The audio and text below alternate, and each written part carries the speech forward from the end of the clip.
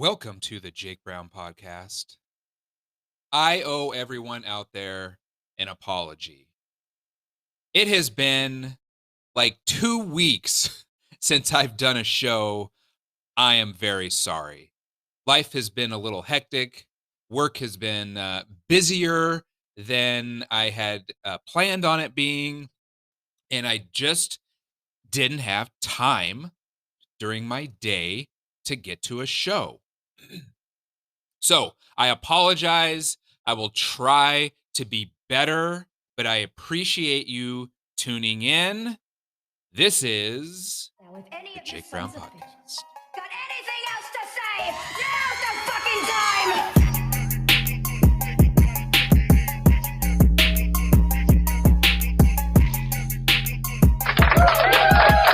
Oh, yes, we are back. It's Friday. The sun is out. I'm not shitting you. It's even warm outside. I got the front door open. Like there's a breeze blowing through.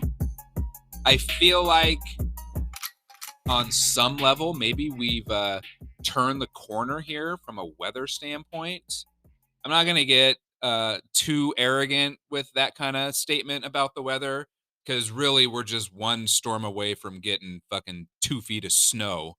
And I don't care that it's only March. Snow happens in March. If we get snow between now and summer, I'm fucking moving. I'm moving. If it snows, if we get any more snow at sea level in Western Washington, I'm moving to Italy. I'm out. I'm selling everything, and I'm moving to Italy. It is ridiculous, but I'm confident, and I'm knocking. You hear me? That's me knocking on wood, literally, my closet door. I'm confident that we are past the snow phase for the year 2024, heading into spring. Maybe in late 24, we'll get more during the winter. But for now, we are full steam ahead into spring, into summer. And I could not be more excited. I got a few things to talk about today. Really, the overwhelming majority having to do with motorcycles. The last show I did, I gave a Horns Rapid update, the first race of the off-road season, and that race was just absolutely brutal. I did take a step to mitigate the biggest issue that I've been having, and that is my vision and the double vision that I get, and really, I guess for lack of a better term, seeing in 1D. That makes sense. It's like I see in one dimension sometimes, where my depth perception is just gone, and I have a really hard time distinguishing between the different small elevation changes on the course. Like it's sometimes I can't tell that I'm about to hit a whoop section until I'm right on them because I can't see far enough out. It's very blurry. And as a result, in these races where we're doing multiple laps, it takes me a couple laps before I'm kind of starting to get familiar with the track so that at least I know what's coming and I'm not as surprised. So to mitigate that, obviously under my goggles, I can't just wear my glasses. And I'm not a contact person. I've never been able to do contacts. The idea of putting anything on my eyeball just makes me want to vomit. I'm not doing it. I've tried. I have tried. I've successfully got one contact in at one point in my life. And then I just about damn near panicked because I couldn't get it out. And the optometrist had to come fish this contact lens out of my eyeball because I was like, get it out, get it out, get it out. So to get around all that, I wear glasses, especially when I'm driving at night or driving someplace that I'm not familiar with, and I really have to read signs. Um, but there's a company, they make there's quite a few companies. I found one that's, I think they're based out of Sweden. They make these inserts for your goggles, and they clip inside your goggles, and then they are your prescription, and then you should be able to see. So I ordered some of those on Monday. Hopefully I will have them before the Desert 100. That would make such a big difference in me being able to compete in that race. Just being able to see better makes such a big difference, especially as I get tired and your blood sugar drops. I feel like that's when I really start having the biggest vision issues. Is when I really start to get fatigued, and like I can fight through it. Like it's not. I guess it's just an everyday part of my life. Like I'm used to it, but I've been noticing it more and more when I'm just riding the motorcycle. So this should alleviate that. I'm excited to get these inserts and try them out. I have a couple friends who have similar inserts, and they swear by them. Like, let's be honest, this is some shit I should have did like a long time ago. Okay, I should have did this a long time ago, because when I road raced, if it was anything other than sunny and a lot of the rounds, let's be honest, in the Pacific Northwest, you're going to have a lot of gray, cloudy, overcast days, at least, a lot of times in the morning before it burns off. I would have to wear glasses in my helmet. And I had a certain pair of glasses that I bought that were slim enough that they could fit inside my helmet fine with no problems. Otherwise, I'd have a real hard time seeing, just because it would be dark.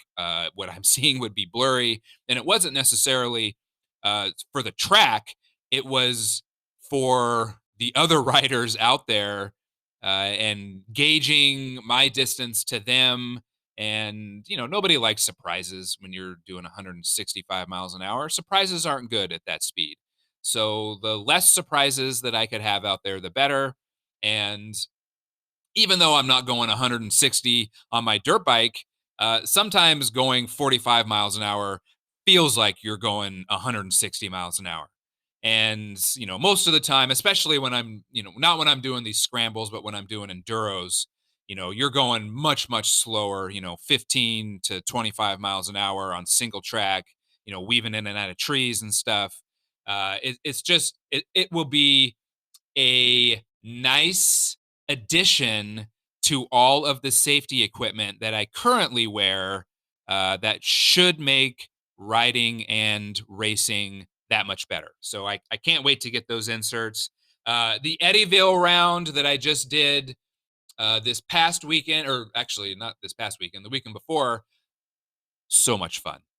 I had so much fun. 2.5 hours.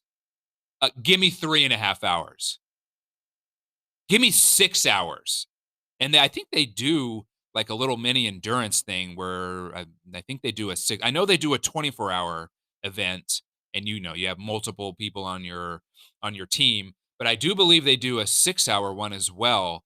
And I do that by myself. I just go out there and just have a blast. I would have so much fun. 2.5 hours, it went by like that, so quick. And the course last year was a lot of fun. There were definitely last year's course had a lot of mud. We were out in some fields a lot more, and I think because of how kind of brutal the winter has been, they had a lot more snow and just rain than I don't know, maybe they had in the past. So they cut out some of the real bad mud shit sections, and they made, we had kind of the same perimeter of the course, but then where some of the spots we'd venture off to last year, they cut those out, and then they just made a new kind of trail section, which I guess would be considered like the infield. So it was a 7.2 mile loop. I want to say I got 9 laps in, because my mileage was 60, a little over 63 miles. So I know I got my 9 laps in. I don't know. Results haven't been posted yet, but I rode so much better this year than I did last year. And once I kind of got warmed up, once my eyes got warmed up, once I kind of knew where the track was going and I was able to start pushing a little harder and I was getting a little more comfortable, for me and my skill ability, baby, I was cooking out there. I mean, I was still getting passed by people, but I was passing some people, and the longer that that race went on, the stronger I felt like I was getting. So I was super happy with the way that I rode. It didn't translate in a result, but I'm okay with that. I definitely rode more aggressive. That track was more my style. It wasn't sand for 99.9% of the lap. There were definitely some whoops, but not as many whoops.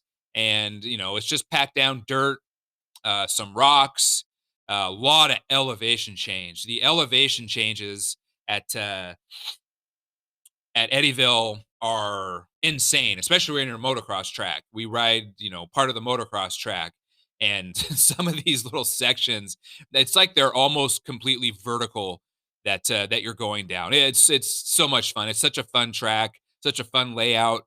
I've only been there twice now, but I've had a blast both times I've went. I'll go back later on this summer, and I'm super excited.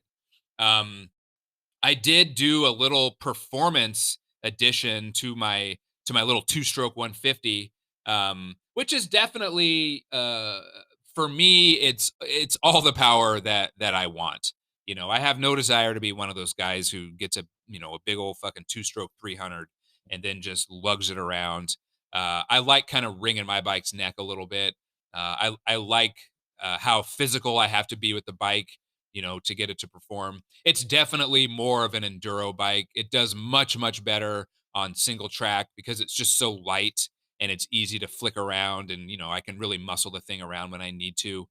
But it's spreading its wings a little on these wide open courses where I got to really, get on the throttle and get some speed going. I'm definitely having fun on it. But there's a company out of Idaho that's called RK Tech. If you've ever heard of them, RK Tech, TEK. They make head inserts for two strokes. I mean, I think they make all kinds of performance parts for a whole host of different kind of bikes. But they're very well known for making these head inserts for two-stroke bikes, and they make a lot of performance stuff for the 150s. So I buy one of these head inserts, and there's essentially two stages that you can get. You can do simply the head insert with the regular OEM base gasket, or you can do the head insert and then they'll include one of their base gaskets, which is a little bit thinner. I don't know the exact measurements for how much thinner it is, but all of it's all to boost compression. The head insert changes the way the air, something about the airflow into the head, into the combustion chamber, and just the way it's distributed throughout the head. I don't know the science behind it. I'm not an engine guy. I'm not a motor guy. I have done motor work, but by no means am I a mechanic. I just, I can take one apart and put them together, but I can't give you, a lot of the math reasoning for why this head insert does what it does. These guys at Arcade Tech have already nerded out and done all that work. So I was a little, I don't know, I don't want to say skeptical because I did read a lot of reviews and I had been on some of my little, 125 and 150 forums where people have used these head inserts and they're like, dude, these things fucking rip. Get the head insert, it'll change the way your bike runs. And I'm thinking, seriously? Like, it's $150. Most performance upgrades are a lot more than $150. And there's even other companies out there that make head inserts. We're talking $350 for some of these head inserts. So look, I got to admit, like, okay, I was a little skeptical, but for $150, it would be in the scale of motorcycle racing, it's a pretty inexpensive mistake if it turns out to be a dud. Okay. And I'm not saying that $150 isn't a lot of money, but when you're used to existing in the road racing world, nothing costs $150 in the road racing world. Everything, here's what I always said. Anytime I crashed my bike, it was a minimum of $500 to fix it. Typically, it was about $1,000 to $1,500. It's like every fucking part that I would break on my R6 costs $500 to replace. every time. And that is if I couldn't fix it myself. And you learn to fix a lot of shit yourself because you're tired of spending $500 here, $500 there, $500 for this, $500 for that. So you just, fuck it. You learn how to fix stuff yourself. You learn how to fiberglass, you learn how to paint, you learn how to do all kinds of things that you otherwise would never do in the real world. You want to know how many times I've fiberglassed outside of road racing? Fucking none. I've never fiberglassed anything outside of road racing. But you know what I didn't want to do? I didn't want to buy new fairings every time I crashed for anywhere from $500 to $800 a set. Didn't want to do that. So you learn how to fix it yourself.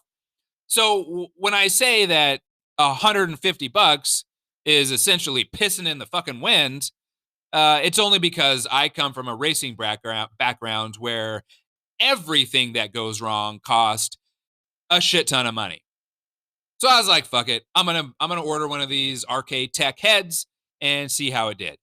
Well, let me tell you, that was money very well spent. That thing completely changed how my bike rode. It completely changed how my bike accelerated.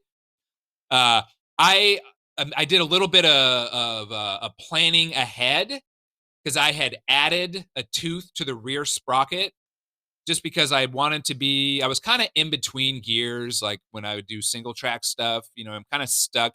Second would be too, the RPMs too high. Third, the RPMs would be a little too low. So I added a tooth in the rear, which made third gear. I could just kind of chug along in third gear. I had to drop a tooth. I dropped a tooth.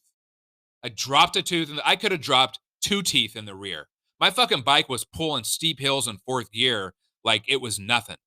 It was insane. Unless I was completely lugging down and needing to switch gears to get the RPMs up, I could just wick the throttle and that thing was accelerating. So any of you small bike dudes or dudettes that are out there that have a 125 or a 150, go to Arcade Tech. And this group is not a sponsor of mine by any means. They're not a sponsor. Okay. I did send them an email saying, holy shit, like, I love your product. It worked amazing. I just want to give them some feedback. I was very happy with it. But Arcade Tech is not a sponsor of this show. I'm not affiliated with them in any way, shape, or form, other than I paid them money for one of their products, and I think it is absolutely kick-ass. And if you have a little bike, 125, a 150, heck, fuck it. Even for your 300, if you're an absolute psychopath who feels like they need more power out of a 2-stroke 300, are you shitting me? Go to Arcade Tech, buy one of their head inserts, or fuck it, go all in, do one of the base gasket head insert combos. You'll get even more power. Well worth the money. That bike was so much fun to ride. It was so much fun to ride. I was having an absolute blast out there. So hopefully results get posted here at some point this week. But again, I had an absolute blast. The weather was great. It actually started raining like maybe a half hour before our race was supposed to start. And then, and I'm not exaggerating when I say this, about 90 seconds into the race, the sun came out and it was just blue and sunny and like warm the entire rest of the day. It was unreal. So couldn't have asked for a better weekend. No crashes and no tip overs. I keep track of that stuff in my head. Uh, I feel like anytime I have either a legitimate crash or like a stupid slow speed, usually I'm trying to, turn like a sharp 90 through some soft sand or something, or even a 180 someplace. Little mistakes and then I just tip over. I didn't even have any of those. So I was just really happy with how I rode. Overall, Eddieville, very big success regardless of where I finished. I got to battle with some people. I got passed by an overwhelming majority of the fast people, um, a couple of times during the race. But I had some people that I got to battle with. I actually passed some people, and I was just happy with my fitness as the race went on. I felt like I was getting stronger and stronger. The only time I had to stop was to get gas.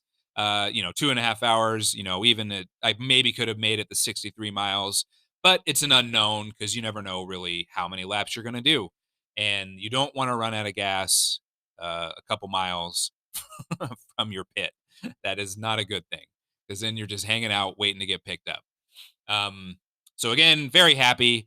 Thank you to everyone that supports me, my girlfriend, uh, Motorsports of Olympia, TBT Racing Suspension. Those guys are awesome. Um, I mean, I guess I'll thank KTM. KTM's not a sponsor of mine, but I love I got a KTM. I love their bikes. I love their products. They make good stuff. So I'll give them a shout out as well. Um, Upcoming next weekend, I'll be out in Odessa racing. There's back to back rounds. There's a Saturday round, and then there's a Sunday round. And I'm only doing the Saturday round, and I believe that's the Frostbite GP. So I'm only doing the Frostbite GP. But it's going to be out at Odessa. It'll be a nice little tune-up for the Desert 100, just to kind of get familiar with the terrain again. I believe part of the course may be on the Desert 100 course, but I don't know. Don't quote me on that. There's only so many places out there that I think we're allowed to ride, as far as like other private landowners allowing us to ride on their property.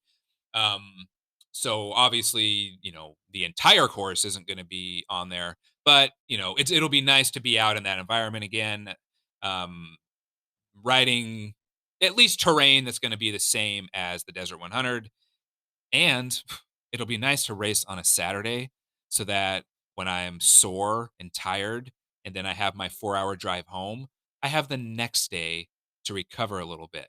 My old ass can just fucking lay around, smoke some weed, and chill. So, but I look forward to that. If for some reason you're out in Odessa, come find the old orange bike number 340V. That'll be me. Say hi.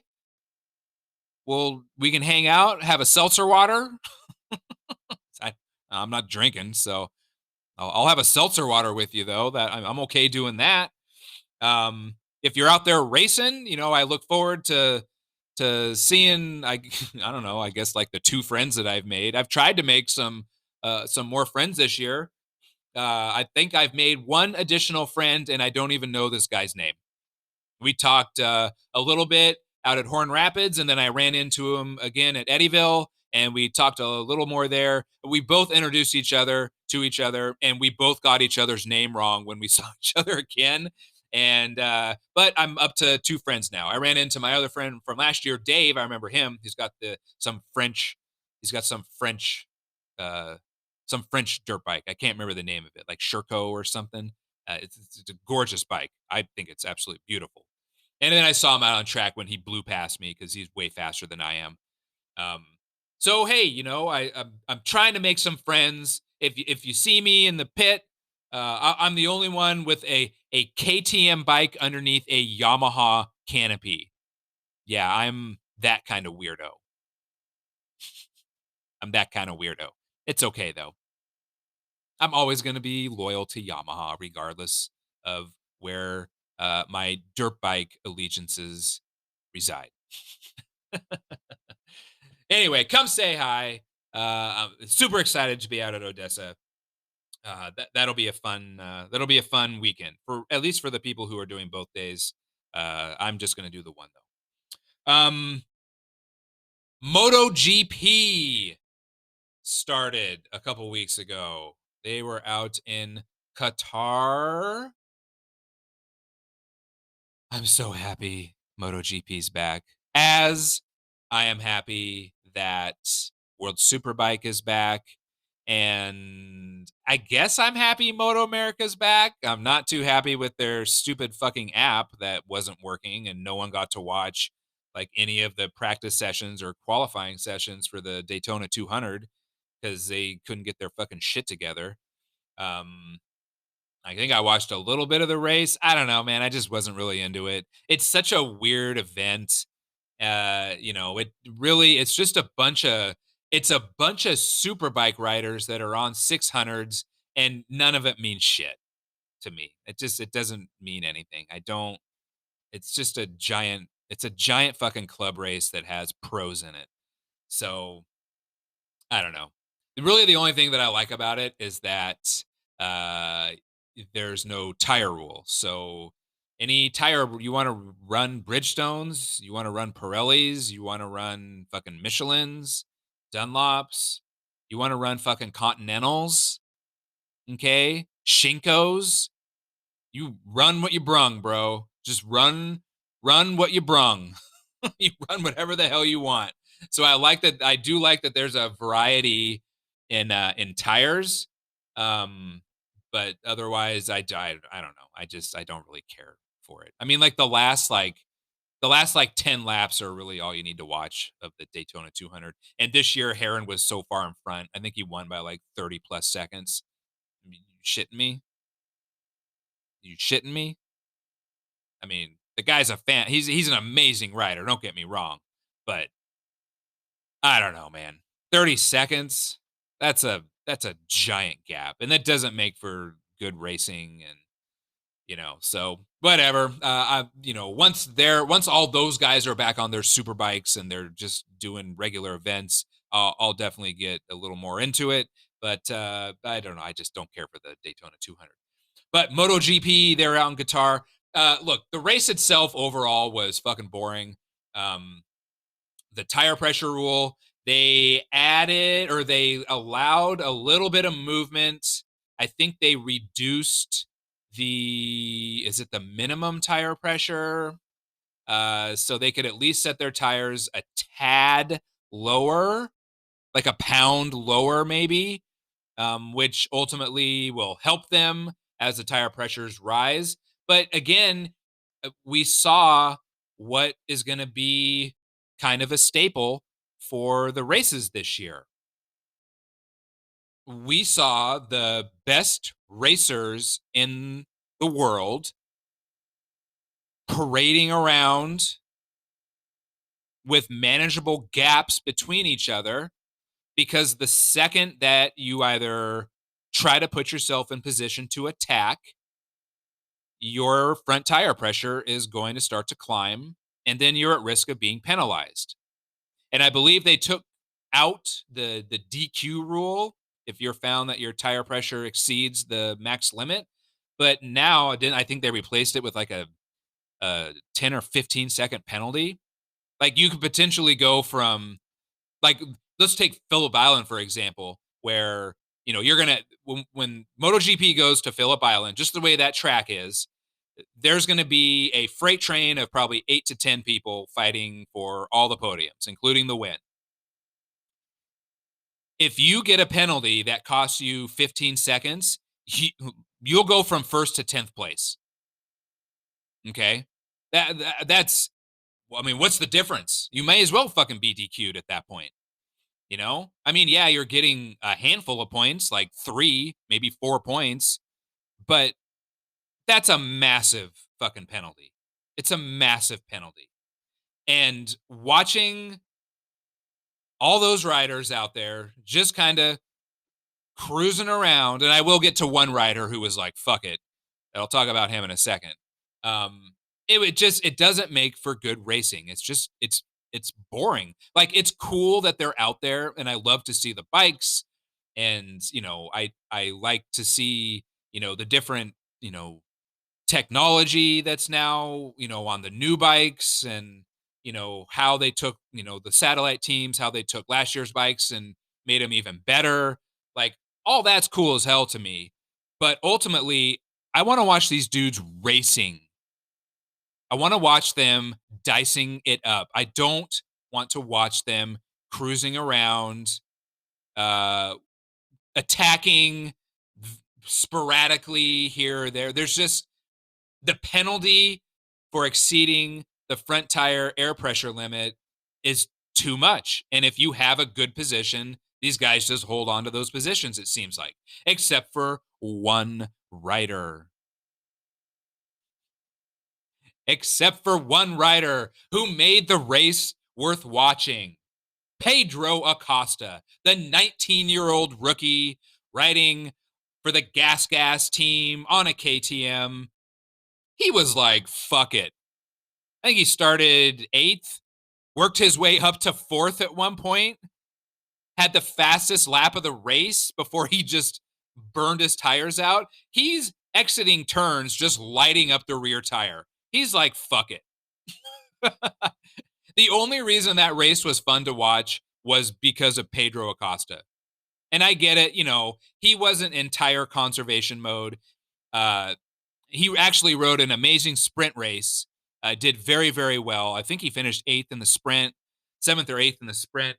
But he was aggressive. He was passing people any chance he got. He was lighting up the rear. The way he backs it into these turns is unreal. The fact that he's a 19-year-old rookie in the premier class, riding that bike like he's been on it now for 3 or 4 seasons, it's unbelievable. And I am a huge Pedro Acosta fan. And I've said it before on this podcast, and I will say it again, and I will continue to say it. He is exactly what every series needs in racing.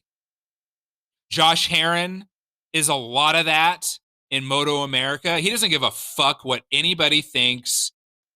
He will do what he wants. He will talk shit. Love him or hate him, okay? He is awesome for the sport. And when he's winning, it makes it even better because he's not afraid to just run his mouth, okay? We need that. We absolutely need that.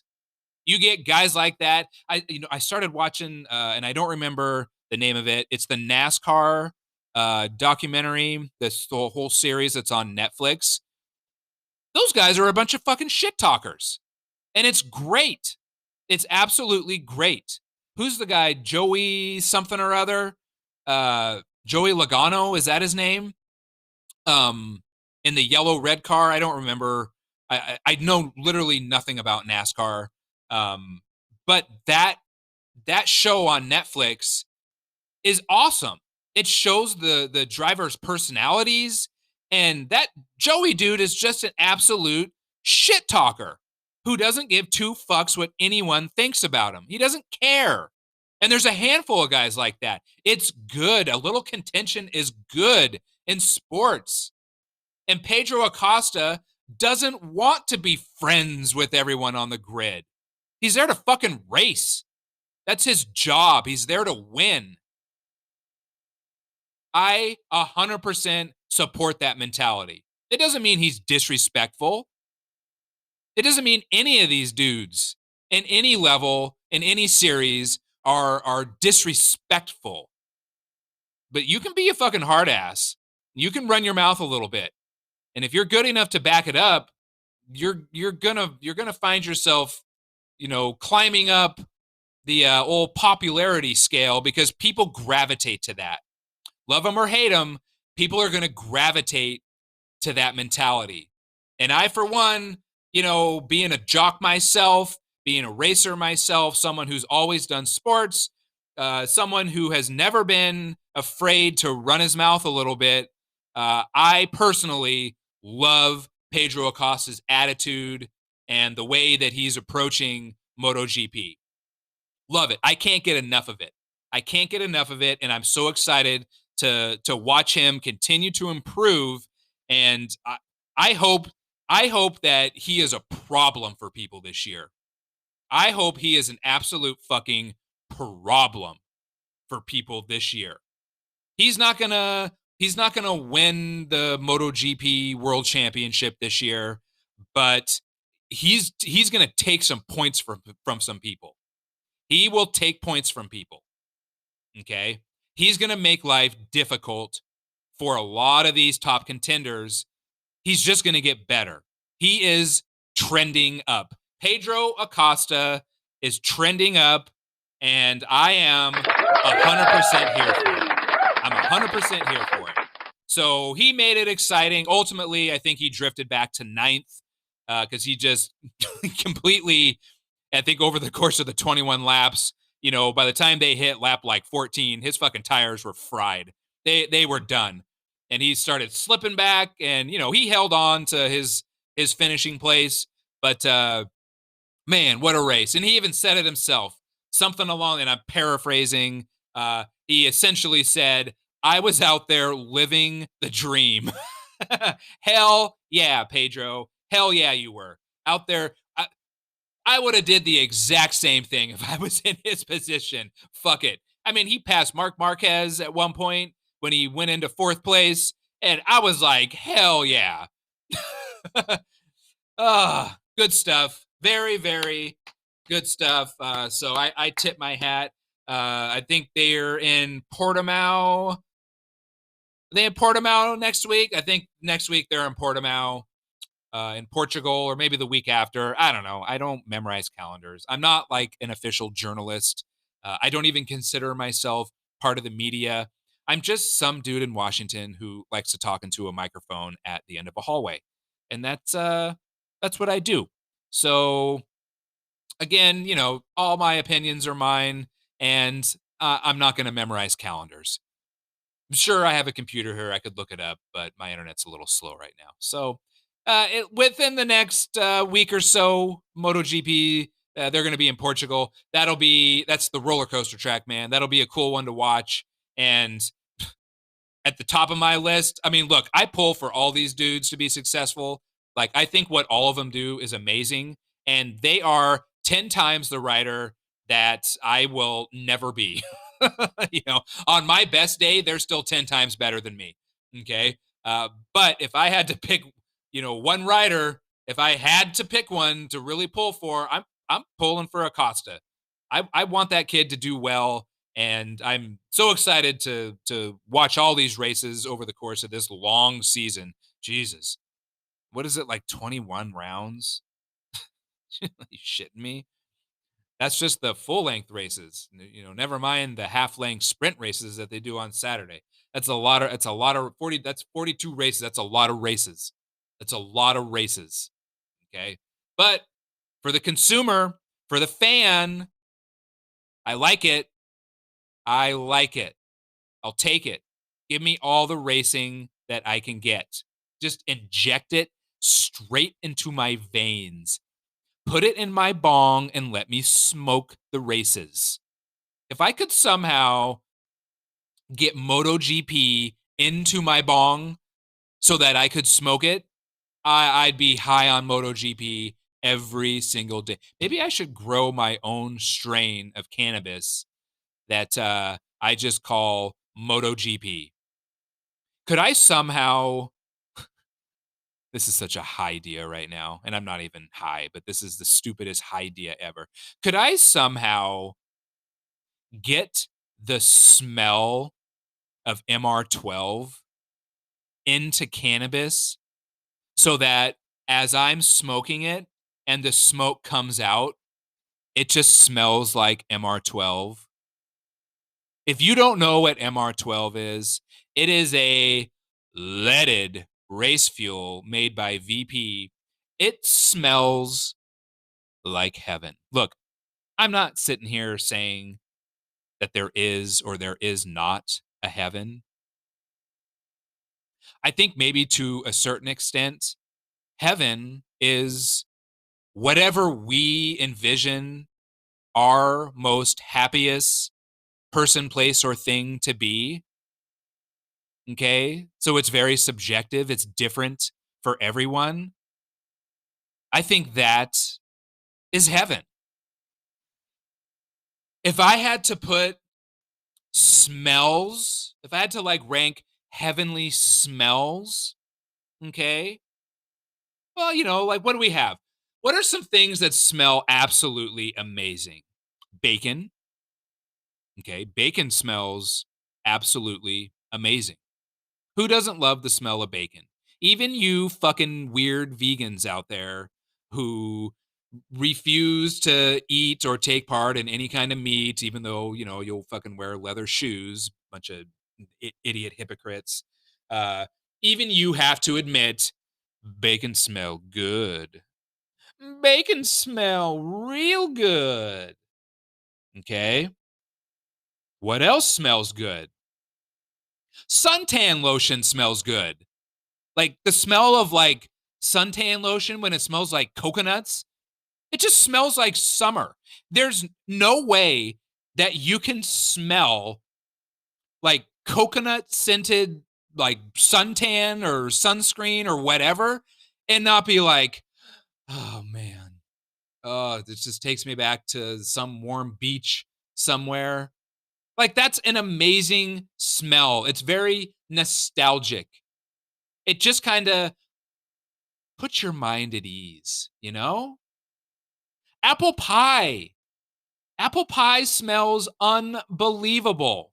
And if I were to take it like a step further, Thanksgiving dinner, just in general, the whole fucking day of Thanksgiving smells amazing. It smells unreal.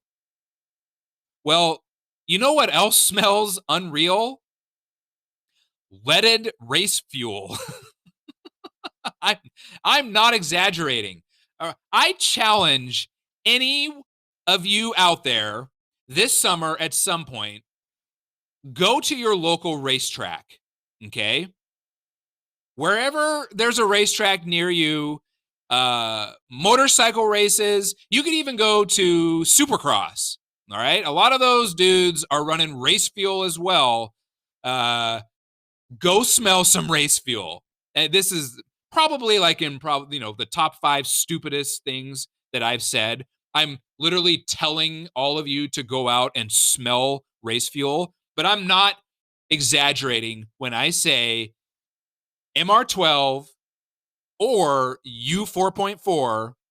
I would wear that shit as a cologne. If I could take, if it wasn't 25 to 30 bucks a gallon, I would take that stuff and just dab it on me so everyone could just smell the beauty that is motorsports race fuel.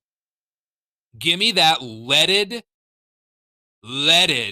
race fuel for off-road closed course use only. Fucking race fuel. It smells so good when it hits your brain. I am not exaggerating.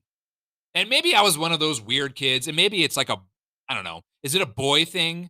Like I always loved the smell of gasoline, like mowing the yard, as a little kid, and you got to fill up the lawnmower with fuel. I always thought it smelled good. I always loved the way gasoline smells. I'm not alone in that. I know there's a lot of fucking weirdos out there who are just like me who love the smell of gasoline or petrol. I don't give a fuck. It smells good. Well, the only thing that smells better than unleaded is fucking leaded. Leaded race fuel. So I challenge anyone out there, prove me wrong. Go smell some MR12 or some U4.4 and tell me you don't like it. I'll fucking call you a liar right to your face. I'll call you a liar. It smells amazing. At Jake Brown Pod on X/Twitter or on Instagram. Shoot me a DM. Comment under any one of my posts. I post these episodes on X. Make a comment under there. Go smell some MR12 and tell me what you think. Go smell MR12. Tell me what you think. You're going to love it. You're going to buy a 5-gallon jug and you're going to fucking wear it as cologne. And for all of you out there who are listening who have smelled it, I know that you're all out there nodding your head in agreement. If you know, you know. If you know, you know. So back to my original point, if I could somehow grow cannabis that smelled like MR12 without having all of the chemical properties that are going to give me cancer, oh, I'd 100% do it. I would 100% do it. I don't even know how that would happen, though. And honestly, I don't want to be the one doing the demo bong rips to find out. So it's just a pipe dream, so to speak. In a perfect world, in my dreams, I could create a cannabis that had all the effects of cannabis, plus all of the aromas of race fuel, but none of the side effects of breathing in actual race fuel, and all the benefits of smoking weed.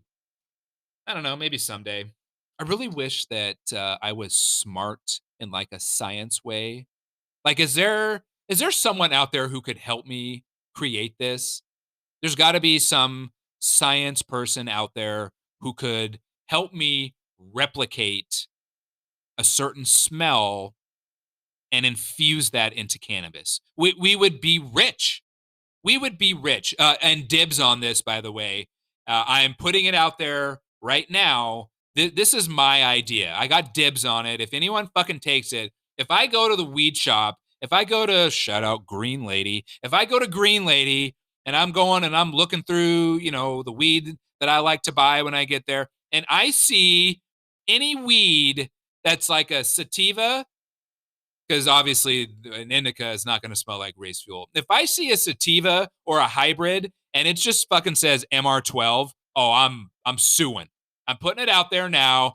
I'm fucking suing you, and I'm taking all your weed, all of it, and probably some of your money. But if you can crack the code and you figure it out, well, I want you to keep some of your money so that you can create some other stuff. Just don't steal my ideas. All right? You're going to pay. You're going to fucking pay with weed. All right, that's all I got on that.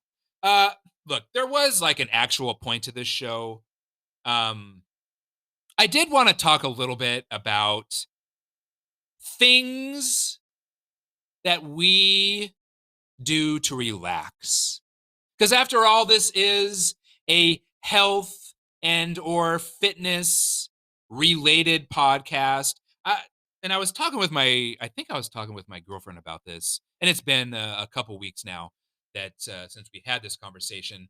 But I find, and I've always kind of been like this, I really enjoy like my quiet time, my quiet solo downtime.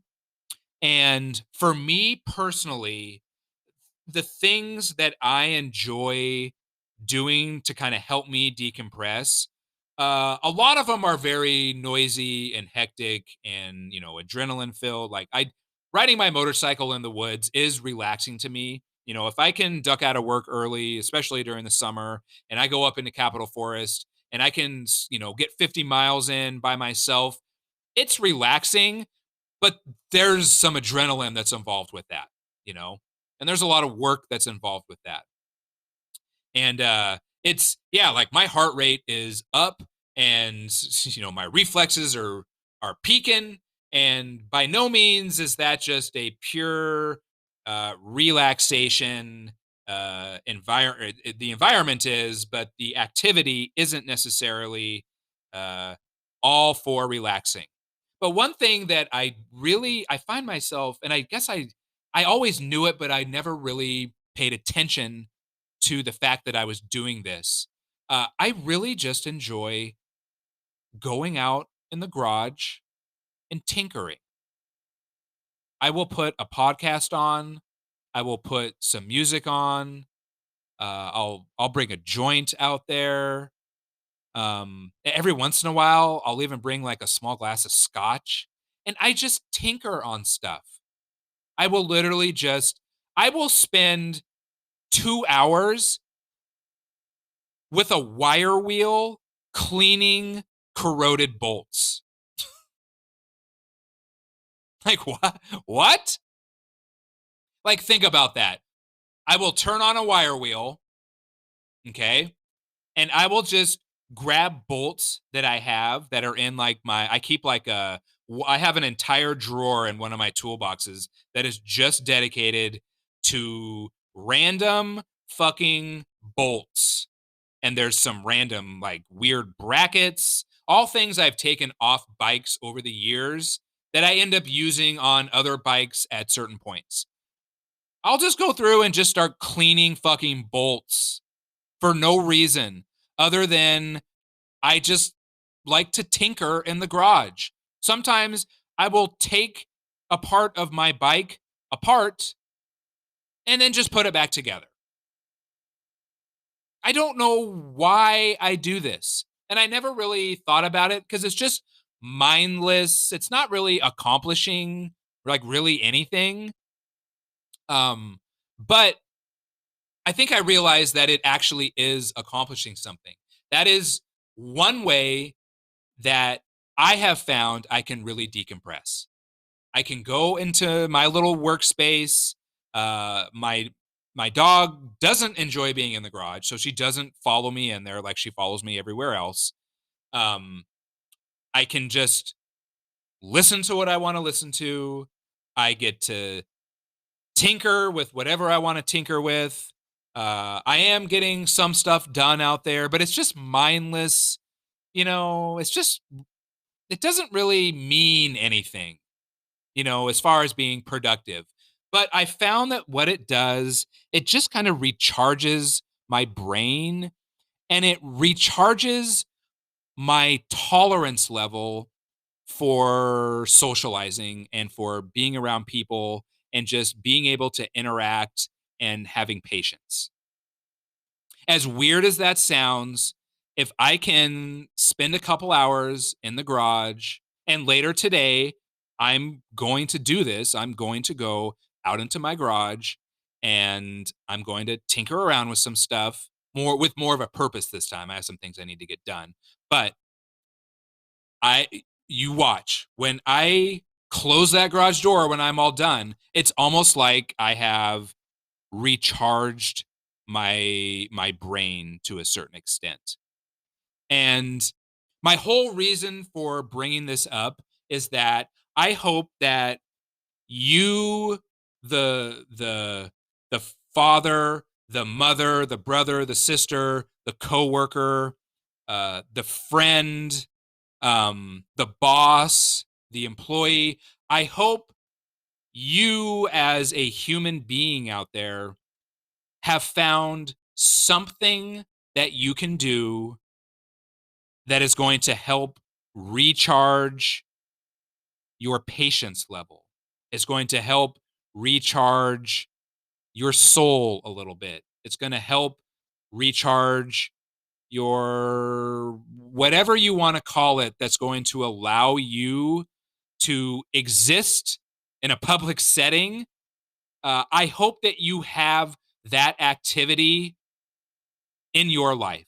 And maybe it is exercise, maybe that is your place where you can go and just tune out the world and you can really, build that patience, fill that cup back up, to allow you to function better at, whatever really we're at work most of our awake hours. So, you know, we all need to be able to function better there. But I hope you have some sort of activity. And if you don't, you got to find one. I firmly believe you, and I'm, look, I'm not all about telling people what they have to do. You do whatever the fuck you want to do. I'm just a dude in Washington living his life and trying to give some sort of advice based on my own lived experiences. Okay? By no means am I telling you you got to do anything. With that said, I think we could all admit that it is in all of our best interests to have some sort of activity that's going to allow our brains to kind of get back to a baseline. It's going to allow, our patience. It's going to allow all that kind of stuff to recharge, to reboot, to just to allow us to decompress and get ourselves back to a space where we can, in my case, interact with people better, work better, take care of myself better, just all the things to be all around a better existing human in society.